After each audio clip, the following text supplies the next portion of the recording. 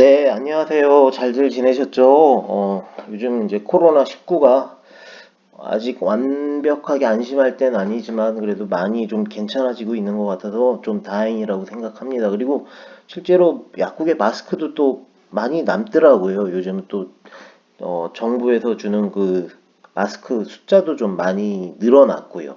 어찌됐건 조금만 더 힘들을 내시길 바랍니다. 오늘 53번째, 53번째 주제는요, 약국에 이제 특히 연세가 좀 있으신 분들이 굉장히 많이 찾는 증상이죠. 그래서 이것 때문에 약국을 많이 오시는데 심한 근육통, 그래서 심한 신경통, 또 심한 관절통, 심한 요통, 요런 증상이 있으셔서 몸이 뻐근하고 뭐 아프다, 이런 것 때문에 좋은 게 뭐가 있을까 하고 많이들 이제 여쭤보시고 또 찾아오시는데, 오늘은 제 나름대로 이제 개인적으로 제가 추천해드리고 싶은 이런 영양제를 한번 주제로 한번 해봤습니다. 내용 시작하기 전에 약사 PARK 구독해 주시면 너무 감사하겠고요. 한번 내용을 시작을 해보겠습니다. 일단 원인은 뭐 여러 가지가 있는데 통증이잖아요. 신경통, 관절통, 요통 이런 통증이죠. 그래서 원인은 통증의 원인은 염증이에요. 그래서 원인의 대표적인 한 가지가 관절 사이의 염증. 그래서 두통도 염증의 한 종류고요. 생리통도 역시 염증의 한 종류예요. 그래서 우리가 소염 진통제를 먹고 있는 거죠. 소염. 예. 그리고 이제 두 번째 원인은 이제 관절과 관절 사이에는 이 충격을 이렇게 완화시켜주고 또 그 마찰을 완화시켜주는 쿠션 역할을 하는 연골이 있죠. 그 연골은 여러 가지 이제 성분으로 이루어져 있는데 이제 나이가 들면 들수록 이런 연골에 이제 부족함이 생기면은 또 역시 이런 관절통, 신경통, 요통 이런 것들이 있죠. 그 다음에 이제 젖산의 축적에 의해서도 생기는데요. 젖산은 우리가 막 힘든 일을 하고 어려운 일을 하고 막 몸이 피곤하고 특히 운동할 때도 역시 나오긴 해요. 근데 그건 뭐 좋은 상황에서 나온 거니까 괜찮죠. 하지만 그런 느낌이 있는 거는 몸 안에 이제 젖산이 축적이 돼서 그런 게 일어나는 건데요. 그래서 젖산의 축적도 하나의 원인이고요. 또 다른 원인은 뭐 여러 가지가 있겠지만 뼈가 약해지시면 아무래도 관절통, 신경통, 요통 이런 것들이 좀 일어나는 가능성이 훨씬 더 많아지죠. 그래서 뼈의 건강도 굉장히 요 증상이랑 관련이 많이 있습니다. 그다음에 또 루마티스 관절염이 있는데 사실 요거는 오늘 주제랑은 좀 달라요. 그래서 요 루마티스 관절염은 어떤 면역 체계랑 또 관련이 있기 때문에 이거는 처방약도 좀 다르죠. 그래서 루마티스 관절염은 오늘 주제랑은 좀 다르다고 생각을 하시면 되세요. 뭐 퇴행성 관절염은 맞으실 수 있는데 이런 루마티스 관절염은 어떤 면역 체계에 문제가 있어서 생기는 거기 때문에 오늘 주제랑은 좀 다르다고 생각하시면 되세요. 자, 그럼 일상생활에서 우리가 할 수 있는 거는 다 이미 아시는 내용들인데, 첫 번째로는 과도하지 않지만 규칙적인 운동을 이제 일상생활에서 해주시는 게 좋죠. 근데 너무 과도하게 하면 그 증상이 더 악화가 되고요. 적당히 땀이 살짝 날 정도의 강도의 그런 규칙적인 운동을 해주시는 게 이제 좋습니다. 그다음에 잦은 술이나 담배는 피하는 게 좋죠. 왜냐하면 간 쪽에도 안 좋지만 간도 또 염증하고 관련이 있거든요. 간 쪽에도 안 좋지만 또 다르게 생각을 해보시면 또 이게 이제 몸의 염증도를 높이는 하나의 원인이 되기 때문에 이런 것도 좀 피해 주시는 게 굉장히 중요합니다. 그 다음에 일상생활에서의 올바른 자세 유지, 이거는 뭐 당연히 아실 거라고 생각해요. 그 다음에 네 번째는 평소에 이제 당 섭취하시는 거 좀 줄이시는 게 특히 이제 좀 중요한데, 특히 이거는 만약에 당뇨나 고혈압이나 고지혈이 있으신 분들은 특히 당의 섭취를 좀 줄이셔야지 이런 관절통, 신경통, 근육통 이런 증상에 도움을 많이 받으실 수 있어요. 그러니까 당의 섭취를 좀 줄이시는 게 굉장히 중요합니다. 왜냐하면 당을 많이 섭취하면은 그거는 몸에 있는 전체적으로 심혈관 질환의 가능성이 많아지고, 그 뜻은 몸의 염증도가 높아지는 거기 때문에 당의 섭취를 줄이셔야 돼요. 그래서 뭐 쌀밥이라든가 아니면 빵, 뭐 밀가루 이런 것들은 좀 조심하시는 게 좋죠. 자, 그래서 이제 병원에서 이제 주로 이런 증상들 때문에 이제 나오는 처방약들이 대표적인 게 소염 진통제죠. 아까도 말씀드렸지만 통증의 원인이 되는 염증을 낮춰주기 위한 소염 진통제가 나오는 거고요. 그다음에 근육의 이완을 위한 뭐 근육 이완제도 많이 나오는 편이고요. 이거를 뭐 잠깐 필요하실 때 드시는 건 괜찮죠. 하지만 이거를 너무 만성적으로 또 매일매일 드시면 이 약도 역시 부작용이 있죠. 뒷면에 약에 이제 뒷면에 봐도 나오지만 이제 심혈관 질환의 이제 상승의 원인도 되고 또 오히려 혈압이나 이런 쪽에도 악화되는 게 있기 때문에 가끔 드시는 거는 괜찮지만 이걸 또 만성적으로 드시는 거는 좀 피하시는 게 좋죠. 그래서 오늘 주제는 최대한 이런 처방약이나 이제 이런 약들을 양은 좀 줄이면서 어차피 요즘들 영양제들 많이 드시잖아요. 그래서 어떤 영양제를 이런 증상이 있는 사람들은 어떤 영양제를 선택하는 게 좋을지 그거에 대해서 한번 얘기를 해보려고 합니다. 자, 첫 번째 추천 영양제는 개인적으로는 여기 제가 필수라고 생각한다고 해놨죠. 개인적으로 필수라고 생각하고요. RTG 오메가 3예요. 선택하실 때 뭐 여러 가지 제품이 있지만 한 알당 1000mg 이상이 되는 것을 선택하시기를 추천해 드려요. 가끔 보면은 이제 RTG 오메가 3인데 함량이 좀 턱없이 낮은 게 또 있더라고요. 그래서 선택을 하실 때 한 알당 1000mg은 적어도 되는 것을 선택하시기를 추천하고요. 권장 복용량은 그냥 평소에 이제 건강상 때문에 드시는 분들한테는 제가 그냥 뭐 하루에 한 번 식사 후에 드시라고 하는데 이런 통증이 있으신 분들은 좀 많이 드셔야 돼요. 그래서 권장 복용량은 2000에서 3000mg 이상 2000도 사실은 좀 적다고 생각해요. 그래서 저는 한 3000mg 이상을 이렇게 매일 섭취하시는 거를 추천해 드려요. 그래서 대략 알수로 따지면은 뭐 2알에서 3알 정도 된다고 생각하시면 되고요. 이렇게 식후에 복용하시는 거를 저는 추천을 해드려요. 이거는 뭐 아침에 드셔도 되고 점심에 드셔도 되고 저녁에 드셔도 다 상관없는데 단지 높은 흡수율을 위해서 식후에 드시는 게 좋습니다. 권장 기간은 이거는 뭐 짧게 잠깐 드신다고 될 게 아니라 저도 RTG 오메가 3는 지금 평생을 먹고 있거든요. 적어도 6개월에서 1년까지는 꾸준히 빠짐없이 이렇게 꾸준히 드시는 거를 추천해 드리고요. 제가 개인적으로 이제 뭐 RTG 오메가 3를 많이 추천해 드리는데 왜냐하면 주위에서는 그래서 우스갯소리로 이게 무슨 만병통치약이냐 이렇게도 물어들도 보시는데 저는 만병통치약은 아니지만 만병의 통치약에 거의 가깝다고 할 정도로 이 RTG 오메가 3는 중요하다고 생각해요. 이유는 몸에 있는 염증을 낮춰주고요. 그 다음에 이 RTG 오메가 3가 또 하는 역할이 우리 뱃살을 빼는데도 또 도움이 돼요. 왜냐하면은 뱃살은 보통 이제 중성지방 때문에 생기는 건데 이 RTG 오메가 3를 많이 드시면 몸에서 좋은 호르몬이 하나 나오는데 이름이 이제 아디포넥틴이라는 호르몬이 나오는데 이 호르몬이 많이 나오게 되면은 이제 뱃살의 원인이 되는 지방의 합성을 좀 낮춰주고 이 지방이 뱃살로 가지 않고 오히려 근육 쪽으로 가게 해주고 이래서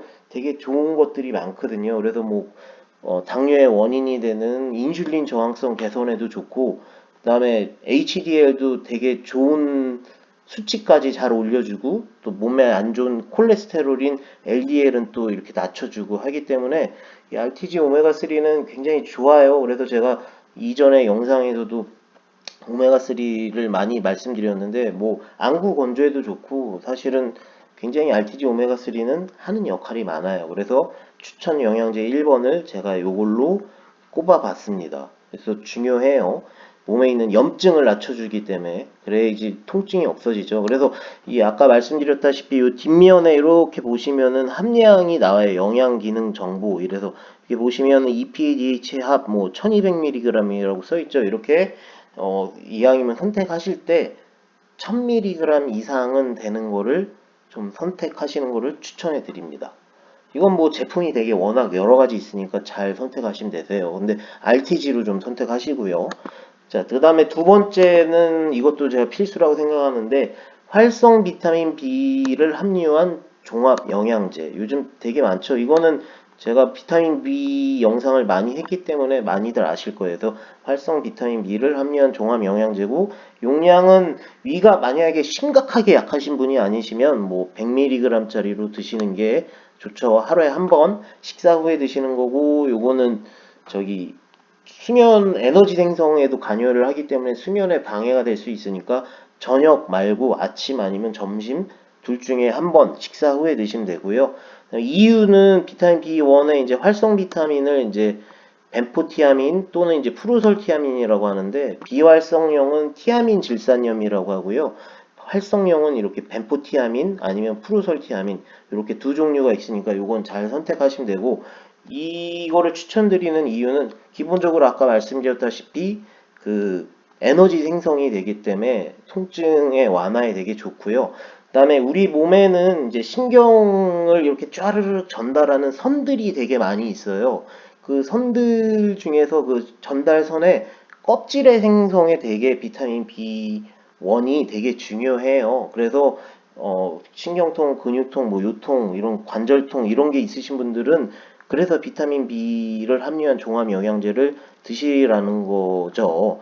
이거를 조금 어려운 말로 이제 마이엘린 시트, 그래서 이제 마이엘린 수초라고 하는데, 어찌됐건 그 신경 전달선의 껍질의 생성에 비타민 B1이 되게 중요해요. 그 다음에 아까 말씀드렸던 게 이제 젖산이었죠. 그래서 과도한 육체 활동을 했을 때 몸을 이렇게 아프게 하는 이 젖산의 축적을 막는데도 비타민 B1은 되게 중요하거든요. 그러니까 중요하죠. 그 다음에 비타민 B1은 역시 신경의 유지를 위해서도 필요해요. 신경이 문제가 생기면은 이제 신경통이 생기는 건데, 이 신경이 문제가 생기지 않고 잘 유지되게 하기 위해서 비타민 B1이 중요한 거죠. 그래서 비타민 B1이 중요한 거고요. 다 들어가 있어요. 활성 비타민 B를 함유한 종합 영양제를 선택하시면 다 들어가 있는 건데, 그 중에 몇 가지를 제가 말씀드리는 거예요. 그 다음에 두 번째는 이제 그 비타민 B 종합 영양제에 들어가 있는 성분 중에 이제 비타민 B6가 있는데, 요거는 표시가 이제 피리독신 염산염 아니면 이제 피리독살 포스페이트 이렇게 돼 있는데, 이거는 이제 비활성형이고 이제 활성형인데, 이거는 뭐 제품의 스타일에 따라 다르니까 이거는 선택하시면 되고요. 그다음에 비타민 B12도 되게 중요하죠. 이것도 비활성형으로 이제 시아노코발라민이 있고 히드록소코발라민이 있는데, 역시 뭐 이름은 좀 다르지만 똑같이 비타민 B12라고 생각하시면 되세요. 이유는 이제 B6과 B12를 왜 드셔야 되냐면은, 신경 전달을 그 아까 하는 그 수초가 있다고 했잖아요. 그래서 그 전달선의 생성에 되게 중요해요. 특히 비타민 B6은. 그리고 통증과 이제 우울감을 완화시키는 호르몬을 몸에서 이제 생성을 하는데, 그런 호르몬 생성을 촉진시켜주는 역할을 비타민 B군이 하기 때문에 되게 중요하죠. 특히 이 호르몬이 이제 세라토닌이라는 건데, 우리가 실제로 우울증이 있는 환자들한테는 처방약으로 나오는 그 우울증 약들 중에 하나가 이 호르몬하고 관련된 약이 있거든요. 그렇기 때문에 이 호르몬의 생성을 촉진해 주기 때문에 이런 통증, 거기다 또 우울감을 완화시키는데 필요한 이 호르몬을 생성하는데 도움을 줄 수 있는 거죠. 그 다음에 몸의 염증을 낮춰주는 이제 글루타치온, 항염증제라고 제가 이것도 예전 영상에서 많이 언급해 드렸는데, 이 글루타치온 생성에도 비타민 B6과 B12는 중요하죠. 그래서 이제 몸의 염증을 낮춰준다는 건 통증의 개선에 좋은 거니까 중요하죠. 그 다음에 그 비타민 B12도 12는 특히 비타민 B12, 12가 신경통과 이제 관절염 예방과 개선에 또 되게 중요한 거고요. 그래서 병원에 가면 실제로 너무 심각하신 분들은 비타민 B12를 주사로도 맞춰주기도 해요. 그래서 요런 이유 때문에 이제 비타민 B군이 활성 비타민 B가 들어간 종합 비타민제를 제가 추천해 드리는 거죠. 이것도 예전에 한번 몇 번 보여드렸던 그림인데, 그 항염증을 하는 이제 핵심 성분이 이제 글루타치온이죠. 여기서 아까 제가 말씀드렸다시피 B12도 필요하고 B6도 지금 이렇게 필요하고요. 물론 제가 앞에서는 언급은 안 했지만 엽산도 필요해요. 근데 보통 활성 비타민 B를 함유한 종합 비타민제를 사시면 엽산도 어느 정도 조금이지만 들어가 있고요. 그 다음에 앞에서 얘기 안 했지만 여기 이거 줄여서 이제 세미라고 얘기하는데요. 이게 이제 황이죠, 황. 그래도 황도 되게 이런 염증을 낮춰주는데 굉장히 중요하거든요. 그래서 이런 황, S설펄이라고 해서 이제 유황인데 이것도 되게 중요한 것 중에 하나죠. 그래서 요즘 뭐 시중에 나와 있는 거 보면은 뭐 하나 아무거나 제가 골라봤는데 이제 메가트루 파워 이런 보면은 여기 신경통 써 있죠. 그래서 그런 이유 때문에 이게 이렇게 일반 의약품으로 나온 약들 중에서 이제 허가가 신경통, 뭐 다른 제품 뭐 근육통 이렇게도 다르게는 써 있긴 하지만 이런 통증에 이제 허가가 그래서 난 거죠. 그래서 요거를 이제 두 번째로 제가 꼽아봤고요. 세 번째는 제가 앞에서 그림에서도 언급해드렸지만 항염증을 만드는 이제 글루타치온을 만들기 위해서 중요한 것 중에 하나가 이제 황이라고 했죠. 그래서 천연 유황. 요즘에 이제 MSM을 더 많이 아시죠. 그래서 MSM도 굉장히 일단은 피드백이 좋아요. 드신 분들이 만족도가 어느 정도 꽤 높은 편이에요. 그래서 천연 유황인데 이제 보통 안 심하신 통증이 심하지 않으신 분들은 뭐 한 알 정도만 드셔도 되는데 너무 심하신 분들은 사실 두 알씩은 드셔야 돼요. 약에서는 보통 보통 이렇게 나온 거에는 보통 하루에 한 알 이렇게 많이 나와 있는 편인데 너무 심하신 분들은 두 알씩을 드셔야 돼요. 이유가 뭐냐면 보통 한 알이 많이 들어가 있어도 1500에서 한 1600mg 정도 들어가 있더라고요. 물론 제가 모든 제품을 다 아는 건 아니니까 확실하게는 말씀 못 드리지만 이렇게 심각한 이렇게 많이 아프신 분들은 적어도 한 3000에서 6000 정도 사이를 드시는 게 좋거든요. 그러니까 좀 심각하게 많이 이런 통증이 있으신 분들은 개인에 따라는 다르지만 두 알 이상은 좀 드시는 거를 이제 추천해 드려요. 권장 기간은 이것도 역시 적어도 6개월에서 1년까지는 꾸준히 드시기를 권장해 드려요. 이유는 제가 아까도 말씀드렸지만 몸에 항염증 작용을 하는 글루타치온 생성에 황이 되게 중요하고요. 그 다음에 실제로 환자분들의 만족도가 되게 좋고요. 그 다음에 우리 저기 목욕탕 같은 데 가면 막 천연 유황 이런 목욕탕 있잖아요. 그게 그 이유가 있는 거예요. 그게 간접적이지만 그 유황 성분이 굉장히 하는 역할이 많거든요. 그래서 이런 통증이 있으신 분들은 요거를 추천해 드려요. 세 번째로.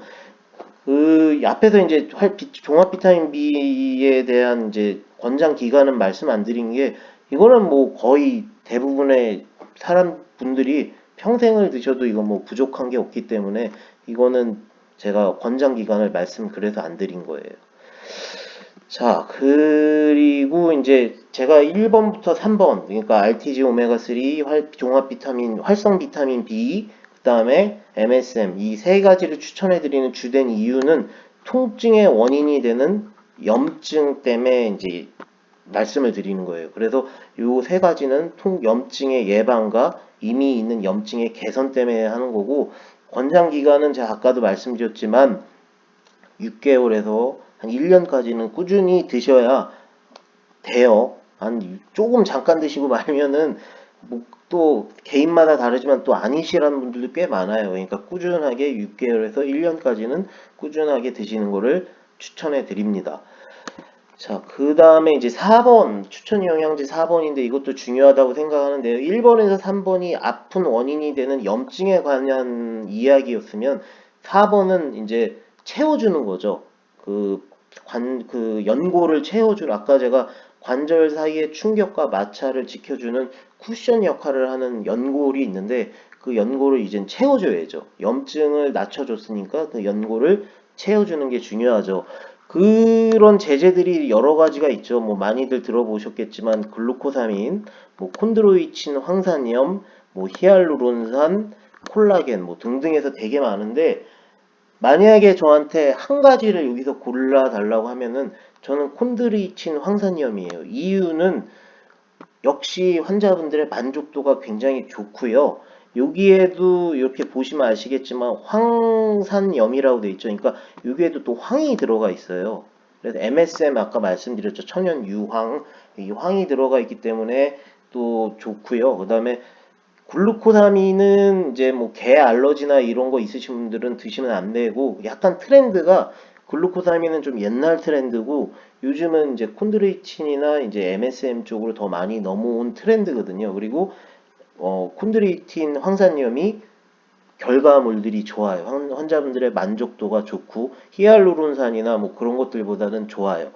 여기서 한 가지를 선택한다고 하면 이거고요. 만약에 두 가지를 선택한다고 하면 콘드리친 황산염 여전히 들어가고요. 그 다음에 콜라겐도 사실은 이게 확실하진 않은데 콜라겐도 저분자 액체 콜라겐을 이렇게 드시는 분들은 그 만족도가 또 좋으시더라고요. 왜냐하면 콜라겐은 아시다시피 잇몸도 콜라겐, 관절 사이도 콜라겐, 모든 게 다 콜라겐이죠. 이런 뭐 근육과 근육 사이도 다 콜라겐이고요. 콜라겐이 우리 몸에서 되게 많죠. 그런데 이제 너무 고분자 거를 드시면은 이제 몸에서 흡수가 안 되니까 별 소용이 없는데 저분자 액체 콜라겐을 드시는 분들은 그 반응이 굉장히 좀 좋은 편이더라고요. 만족도가 좋아요. 그래서 한 가지를 선택한다고 하면 콘드로이틴 황산염이고 두 가지를 선택한다고 하면 이 콘드로이틴 황산염에다가 저분자 액체 콜라겐을 저는 추천해 드립니다. 그래서 1, 2, 3번이 이제 피곤하고 젖산 그다음에 염증을 낮춰주는 거라고 하면